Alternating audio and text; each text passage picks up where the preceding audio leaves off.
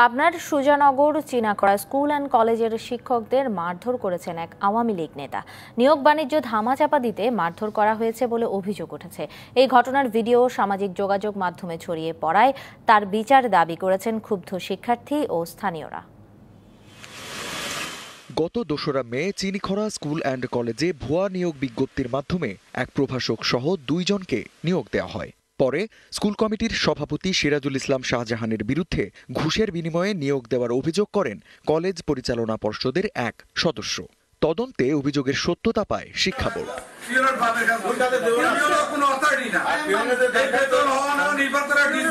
ঘটনা ধামাচাপা দিতে আবারও তদন্তের আবেদনে স্বাক্ষর করতে শিক্ষকদের চাপ দেন সিরাজুল ইসলাম।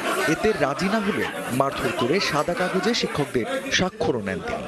পরে সামাজিক যোগাযোগ মাধ্যমে এই ভিডিও ছড়িয়ে পড়লে নিন্দার ঝড় ওঠে।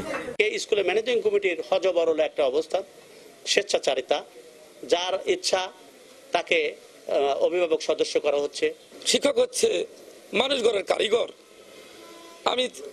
আমরা এলাকাবাসী চাই এই নির্যাতন যারা করেছে বা শিক্ষকদের পর যারা অত্যাচার করেছে তাদের শাস্তি হোক।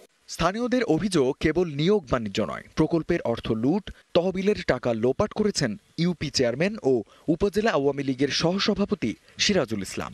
ব্যাংকের টাকা, স্কুলের টাকা রেজুলেশন ছাড়া তুলে নিত।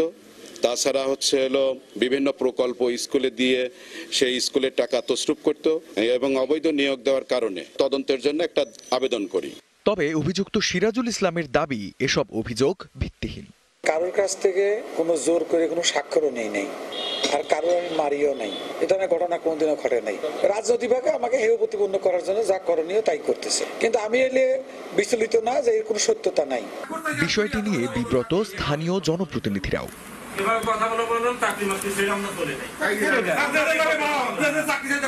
সাইফুল ইসলাম যে অভিযোগ দিয়েছিল তার যতগুলো বিষয় অভিযোগ দিয়েছিল টোটালের বিষয়ই সত্যতা আছে। ভিডিও ফুটেজটা আমরা দেখেছি। শিক্ষকদের উপর এইভাবে অমানসিক নির্যাতন, সেটা আসলে খুবই লজ্জিত। এটা ভাষায় প্রকাশ করার মতো হয়নি। আমরা খুবই লজ্জিত। এই ধরনের মানুষের জন্য আমাদের দলের বদনাম হোক, সেটা আমরা কখনোই চাই না। ঐতিহ্যবাহী এই শিক্ষা প্রতিষ্ঠানের শিক্ষক শিক্ষার্থীদের নিরাপত্তা ও শিক্ষার পরিবেশ ফেরাতে দ্রুত প্রশাসনিক হস্তক্ষেপ চান সংশ্লিষ্টরা।